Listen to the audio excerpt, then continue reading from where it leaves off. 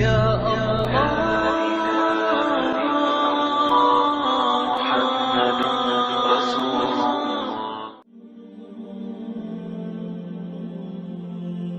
کل کے دور میں لوگوں کو اپنا وزن گھٹانے کا بڑا شوق ہے. اس کی دو وجوہات ہیں. ایک تو وزن بڑھنے سے بیماریاں بڑھ جاتی ہیں، تو واقعی وزن کا کم ہونا انسان کے لیے فائدہ مند ہے. آدمی چاق و چوبند ہو جاتا ہے، چلنا پھرنا آسان ہو جاتا ہے، کام آسان ہو جاتا ہے، سستی ختم ہو جاتی ہے. اور دوسرا یہ کہ عورتوں میں کم وزن کو پسند کیا جاتا ہے، تو عورتیں چاہتی ہیں کہ ہمارا وزن کم سے کم ہو تاکہ مردوں کی نظر میں، خامدوں کی نظر میں ہم خوبصورت رہیں. لہذا ایک خبط ہے ڈائٹنگ کا. سارا دن لڑکیاں بھوکی رہتی ہیں تاکہ وزن گھٹ جائے. وزن گھٹانے کے لیے فقط ڈائٹنگ کرنے کی کیا ضرورت ہے؟ روزے رکھنے کی کوئی ترتیب بنانی چاہیے. روزے رکھنے کی ترتیب بنا لیں. اگر ایک دن روزہ ایک دن افطار، تو ماشاءاللہ خود بخود وزن بھی کنٹرول ہو جائے گا. آج کے دور میں ایک نئی ریسرچ آئی ہے، اس کا نام انہوں نے رکھا ہے 2+5. ہم اس ریسرچ کو پڑھ کے خود بڑے حیران ہوئے.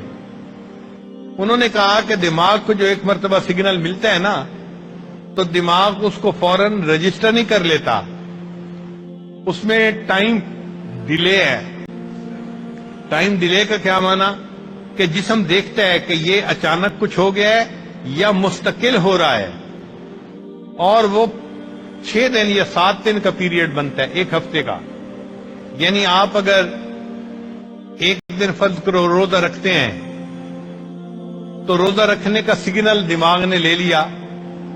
اب اس کے بعد آپ نے کھانا کھا لیا، تو کھانا کھانے کا سگنل فوراً رجسٹر نہیں کرے گا، بلکہ وہ جو روزے کا سگنل تھا وہ 6-7 دن تک وہی رہے گا.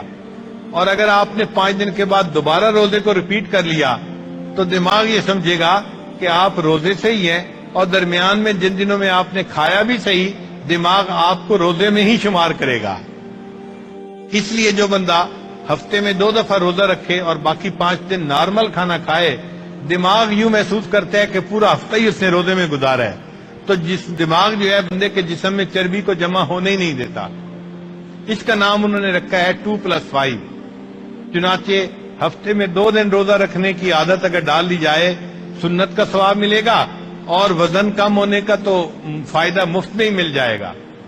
اللہ تعالی ہمیں عبادت کو شوق کے ساتھ کرنے کی توفیق عطا فرمائے.